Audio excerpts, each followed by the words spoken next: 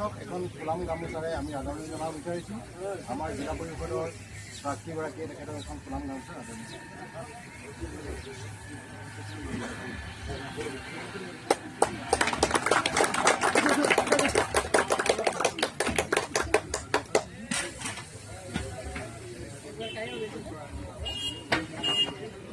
জয়তে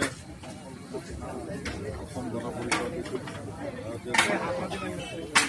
বিশ্বযুদ্ধৰ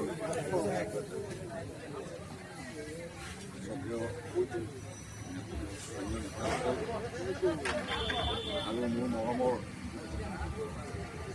ইয়াত DSPC দুগৰাকী প্ৰাৰ্থী আৰু দুজন প্ৰাৰ্থী আমাৰ পৰা আৰু এখন পঞ্চায়তৰ সদস্য প্ৰাৰ্থী।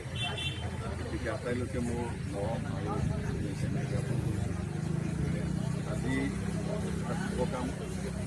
এই কাৰ্যালয়ৰ জৰিয়তে আমাৰ প্ৰচাৰ কাৰ্য কৰিব গতিকে আশা ৰাখিছোঁ ইয়াৰ শুভ উদ্বোধনৰ জৰিয়তে ইয়াৰ পৰা কামখিনি সুকলমে পৰিচালিত হ'ব আৰু আগন্তুক পঞ্চায়ত নিৰ্বাচনত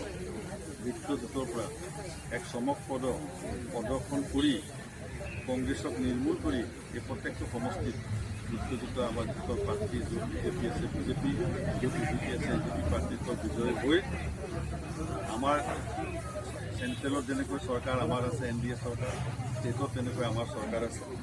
আমাৰ মাননীয় মুখ্যমন্ত্ৰী হিমন্ত বিশ্ব শৰ্মা ডাঙৰীয়াৰ নেতৃত্বত,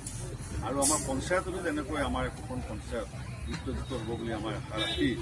আজি এই পবিত্ৰ অনুষ্ঠানটোত কাৰ্যালয়টো মই উন্মোচন কৰিছোঁ।